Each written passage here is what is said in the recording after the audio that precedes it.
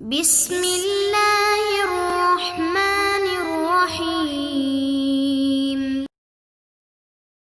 السلام علیکم دوستو، کیا حال ہیں؟ سب خیریت سے ہیں؟ ٹھیک ہیں؟ اچھا، اردو میں آپ نے دیکھا ہوگا کہ بسا اوقات ہم بعض چیزوں پر تعجب کا اظہار کرتے ہیں۔ کوئی بہت ہی خوبصورت چیز دیکھ لی تو ہم اس کو دیکھ کر حیران ہو جاتے ہیں اور کہتے ہیں کہ کتنی خوبصورت چیز ہے یہ۔ بعض مرتبہ ایک چھوٹا سا بچہ ہوتا ہے، بڑا ہی ٹیلنٹڈ ہوتا ہے، تو ہم اس کے ٹیلنٹ سے متاثر ہو کر کہتے ہیں کہ کتنا سمجھدار بچہ ہے۔ کسی فیصلے میں جج صاحب نے بڑا ہی انصاف کے مطابق فیصلہ دیا تو ہم کہتے ہیں کتنا عادل جج ہے۔ یا ہم نے سفر میں صحرا میں پانی دیکھ لیا تو ہم حیران ہو کر کہتے ہیں پانی، اور وہ بھی صاف ستھرا دیکھا تو ہم کہتے ہیں کتنا صاف ستھرا پانی ہے۔ معلوم ہوا کہ ہم مختلف موقعوں پر تعجب کا اظہار کرتے ہیں۔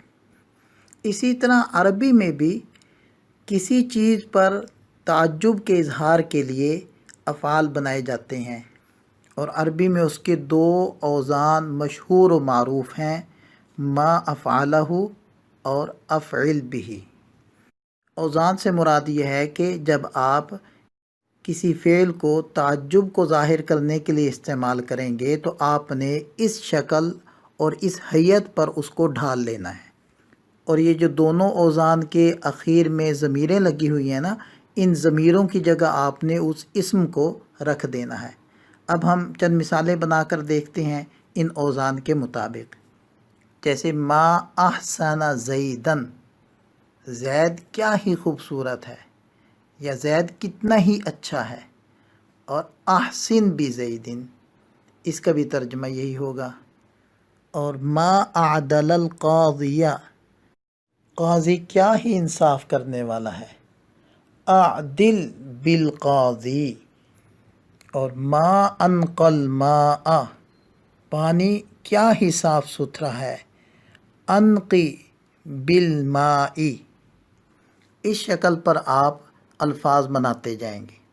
لیکن ایک بات ذہن میں رہنی چاہیے کہ ہے تو یہ صرف کی بات کہ بعض افعال ہوتے ہیں 3 حرفی، بعض افعال ہوتے ہیں 4 حرفی، بعض اس سے بھی زیادہ حروف پر مشتمل ہوتے ہیں۔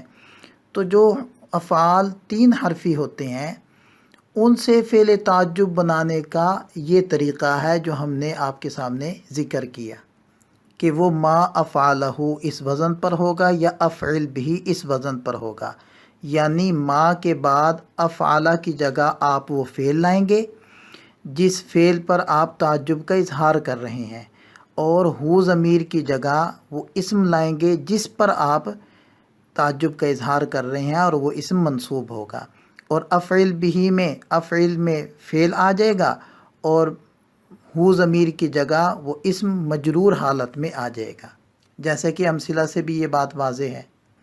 اور اگر آپ 3 حرفی فعل کے علاوہ، جس کو کہتے ہیں ثلاثی مجرد، اس کے علاوہ اگر آپ کسی فعل سے فعل تعجب بنانا چاہتے ہیں تو اس کا طریقہ یہ ہوگا کہ آپ نے ما اشدہ یا اشدد بی، یہ 2 لفظوں میں سے کسی ایک لفظ کو لینا ہے، اس کے بعد اس فعل کا مصدر لانا ہے جس سے آپ فعل تعجب بنانا چاہتے ہیں، پھر وہ اسم لانا ہے جس پر آپ تعجب کا اظہار کر رہے ہیں۔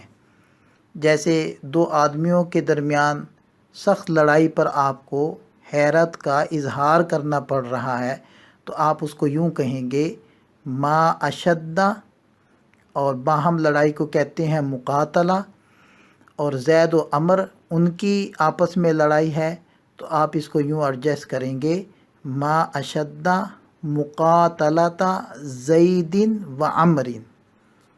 اور دوسرا لفظ لے لیں اشدد بمقاتلۃ زید و عمر، دونوں کا ترجمہ ایک ہی ہوگا کہ زید اور عمر باہم کس قدر سخت لڑتے ہیں۔ اب ہم ان چاروں اوزان کی ترکیب دیکھ لیتے ہیں۔ ما احسن زیدن میں ما بمعنی ایو شین یہ مبتدا ہے، اور مبتدا چونکہ مرفوع ہوتا ہے لہذا ہم کہیں گے کہ ما بھی مرفوع ہے اگرچہ محلاً مرفوع ہے۔